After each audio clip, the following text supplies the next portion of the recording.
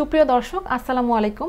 আপনাদেরকে আমন্ত্রণ জানাচ্ছি বৈশাখী টিভি স্বাস্থ্য বিষয়ক নিয়মিত আয়োজন বৈশাখী হেলথের আজকের পর্বে। আপনাদের সাথে আছি আমি ডক্টর সানিয়া এশা।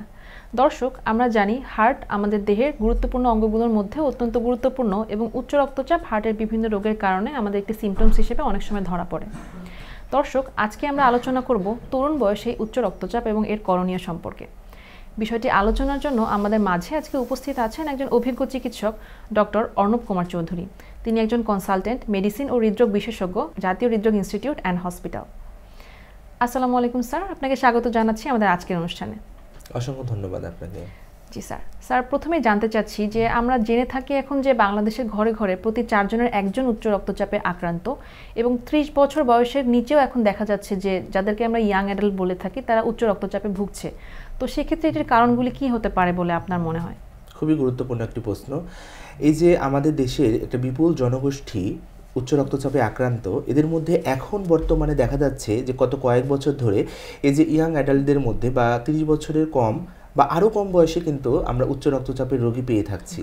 এটার মূলত আগে বলা হতো যে এই ইয়াং বয়সে হাইপারটেনশনের মেইন কারণ হলো এন্ডোক্রাইন কোনো কজ, অর্থাৎ তার কিডনিতে যদি কোনো সমস্যা থাকে অথবা আমাদের অ্যাড্রেনাল গ্রন্থি অথবা আমাদের পিটুইটারি গ্রন্থিতে বা হরমোনাল কোনো সমস্যার কারণে যদি হয়ে থাকে তাহলে তার আমরা কারোর অনুসন্ধান করতাম। অর্থাৎ আমরা 30 বছর বয়সের নিচে যদি কোনো রোগীর যদি উচ্চ রক্তচাপ পেয়ে থাকি তাহলে অবশ্যই কিন্তু তার হরমোনজনিত কোনো কারণে এই উচ্চ রক্তচাপ হচ্ছে কিনা সেটা আমরা আগে ইভালুয়েট করতাম।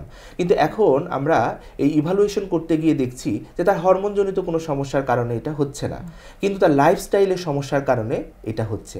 প্রথমেই আমরা যে কারণটা হিসেবে পাই, দেখা যায় যে যার এই উচ্চ রক্তচাপটা হচ্ছে এত কম বয়সে তার ওজন অনেক বেশি, অর্থাৎ সে ওবেজ।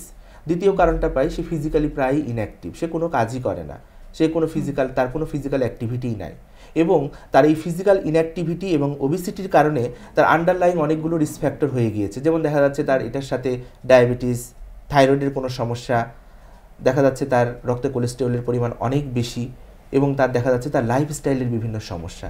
এই সমস্যাগুলোর কারণে তার কিন্তু উচ্চ রক্তচাপ হয়ে যাচ্ছে এবং তার দেখা যাচ্ছে যে ফুড হ্যাবিটে একটা বিশাল সমস্যা।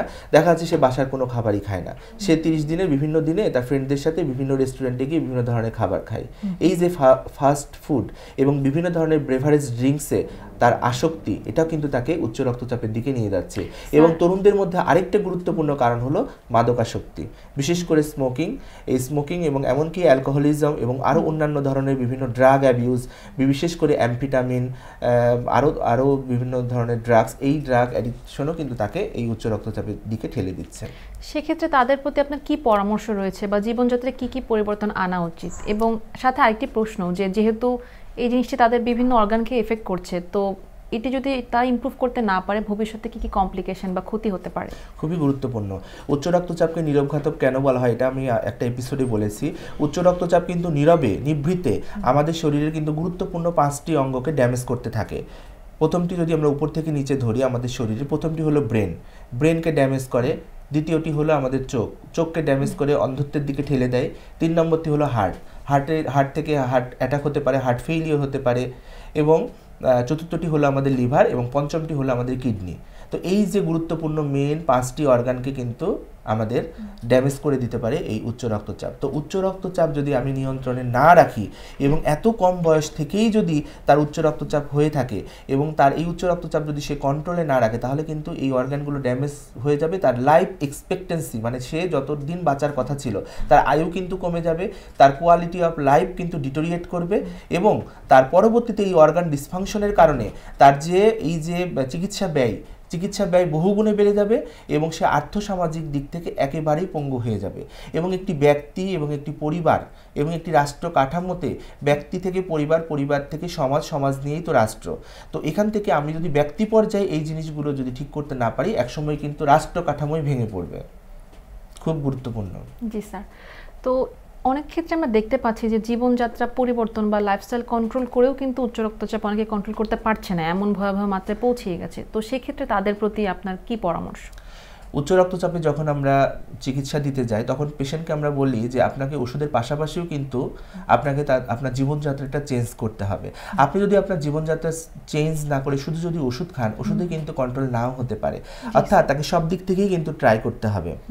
যেমন প্রথমে আমি 7টি উপায় আজকে বলবো, এই 7টি উপায় ফলো করলে কিন্তু অনেক সময় আপনি আপনার প্রেশারটাকে মানে নিয়ন্ত্রণের মধ্যে রাখতে পারবেন।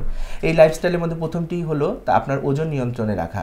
আমাদের প্রত্যেকের কিন্তু হাইট অনুযায়ী একটা নির্দিষ্ট ওজন রয়েছে, যেটাকে আমরা বলি বিএমআই। এই বিএমআই এর মাধ্যমে কিন্তু আমাদের হাইট অনুযায়ী আমাদের আইডিয়াল যে ওয়েটটা সেটা কিন্তু আমরা ক্যালকুলেট করতে পারি।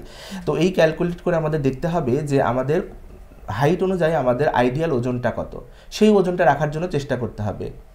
দ্বিতীয়টি হলো আমাদের যে কোনো খাবারে লবণের পরিমাণ কমাতে হবে। যে কোনো ধরনের প্রিজারভেটিভ এবং বিভিন্ন ধরনের যে প্রসেসড ফুড এগুলো থেকে আমাদেরকে বের হয়ে আসতে হবে। আমাদের খাদ্যাভ্যাসের পরিবর্তন করতে হবে। Dietary approach to stop hyper tension নামক একটা গাইডলাইনে একটা খাবার দাবারের কথা আছে। তো এই ধরনের খাবার দাবারের মধ্যে বিশেষ করে কার্বোহাইড্রেট জাতীয় খাবার কমানোর কথা বলা হয়েছে। শর্করা জাতীয় খাবার, ভাত, রুটি, চিনি, মুড়ি বা বিভিন্ন ধরনের সবজি যেগুলো মাটির নিচে হয়, আলু, কচু, মূলা, গাজর, এই ধরনের সবজির পরিমাণ কমাতে হবে এবং সল্টি ডায়েটের পরিমাণ কমাতে হবে। 4 নম্বরটি হলো রেগুলার ফিজিক্যাল এক্সারসাইজ। আমরা যদি রেগুলার ফিজিক্যাল এক্সারসাইজ করি তাহলে এই ফিজিক্যাল এক্সারসাইজের মাধ্যমে কিন্তু আমাদের দেখা যাচ্ছে যে আমাদের শরীরে নাইট্রিক অক্সাইড নামক একটি রাসায়নিক পদার্থ তৈরি হয়, যেটা আমাদের রক্তনালীকে প্রসারিত করতে সাহায্য করে, যেটা আমাদের রক্তচাপ কমাতে সাহায্য করে।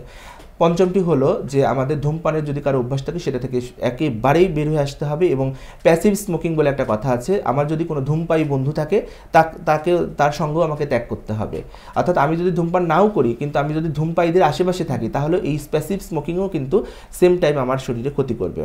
6টি হলো বিভিন্ন ধরনের স্ট্রেসফুল কন্ডিশন থেকে আমাদেরকে বের হয়ে আসতে হবে। আমাদের ধর্মীয় অনুশাসন, আমরা যেই ধর্মের হয়ে থাকি কিনা আমাদের সেই ধর্মের অনুসারী হয়ে আমাদের ধর্মীয় অনুশাসন মেনে চলতে হবে এবং একটা পিসফুল লাইফ লিড করতে হবে। অর্থাৎ স্ট্রেস কমাতে হবে। স্ট্রেস লেভেল যদি আমরা কমাতে না পারি তাহলে কিন্তু আমরা আমাদের ব্লাড প্রেশার কন্ট্রোল করতে পারবো না। এবং আরেকটি হলো পটাশিয়াম সমৃদ্ধ খাবার খাওয়া।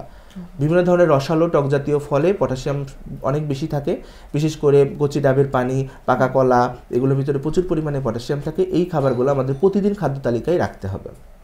স্যার অসংখ্য ধন্যবাদ, খুব সুন্দর পরামর্শগুলি দিয়েছেন। এগুলো আসলে জীবনযাত্রার পরিবর্তন আনার মাধ্যমেই হয়তো দর্শকরা হার্ট প্রেশার বা উচ্চ রক্তচাপ সেটা কন্ট্রোল করতে পারবে।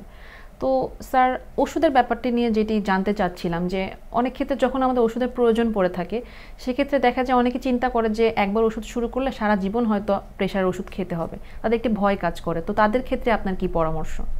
তাদের ক্ষেত্রে আমাদের পরামর্শ হলো যে একটা রোগীর যদি আমি উচ্চ রক্তচাপ ডায়াগনোসিস করে থাকি, ডায়াগনোসিসের পরে মেইন ট্রিটমেন্টটা হবে তার হচ্ছে লাইফস্টাইল, অর্থাৎ নন ফার্মাকোলজিক্যাল ট্রিটমেন্ট।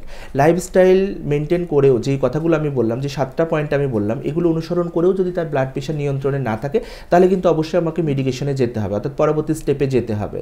এবং এই মেডিকেশনের মধ্যে 2টা গুরুত্বপূর্ণ বিষয় খেয়াল রাখতে হবে, যে তাকে রেগুলার ওষুধ খেতে হবে এবং রেগুলার ওষুধের ডোজ কিন্তু সেটা চিকিৎসকের উপর নির্ভর করবে। চিকিৎসকের কাছে রেগুলার ফলো আপে আসতে হবে, তার বিভিন্ন ধরনের অর্গান ডিসফাংশন হচ্ছে কিনা সেদিকে খেয়াল রাখতে হবে। এবং ওষুধের ক্ষেত্রে 2টা জিনিস খেয়াল রাখতে হবে, একটা হলো কম্বিনেশন ড্রাগ এবং long acting drug. Long acting drug আমরা কেন ইউজ করব? 24 ঘন্টায় লং অ্যাক্টিং ড্রাগগুলো তার প্রেশারটাকে নিয়ন্ত্রণে রাখবে। আমি হয়তো এমন একটা ওষুধ দিচ্ছি যে ওষুধটা হয়তো তার 6 ঘন্টা 12 ঘন্টা প্রেশার কন্ট্রোলে রাখছে, বাকি 12 ঘন্টা কিন্তু কন্ট্রোলে রাখতে পারছে না। তো এই শর্ট অ্যাক্টিং ওষুধ দিলে কিন্তু তার কোনো উপকার হবে না। তাকে অবশ্যই লং অ্যাক্টিং ড্রাগ দিতে হবে এবং কম্বিনেশন পিল দিতে হবে। কম্বিনেশন পিল দিলে হয় কি, তার 24 আওয়ার্স একটা ভালো বিপি কন্ট্রোল হয়। তো এই জিনিসটা আমাদেরকে মাথায় রাখতে হবে।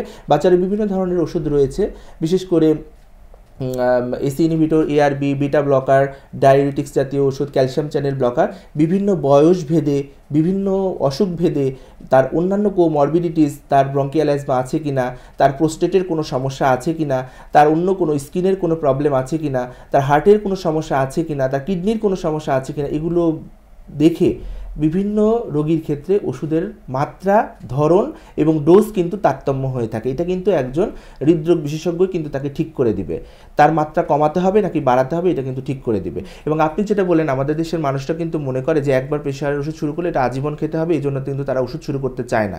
এটা একটা মিসকনসেপশন। আপনার যদি লাইফস্টাইল মেজারমেন্ট বা লাইফস্টাইল যদি চেঞ্জ করার পরেও যদি আপনার ব্লাড প্রেশার কন্ট্রোলে না থাকে তাহলে আপনাকে ওষুধ খেতে হবে।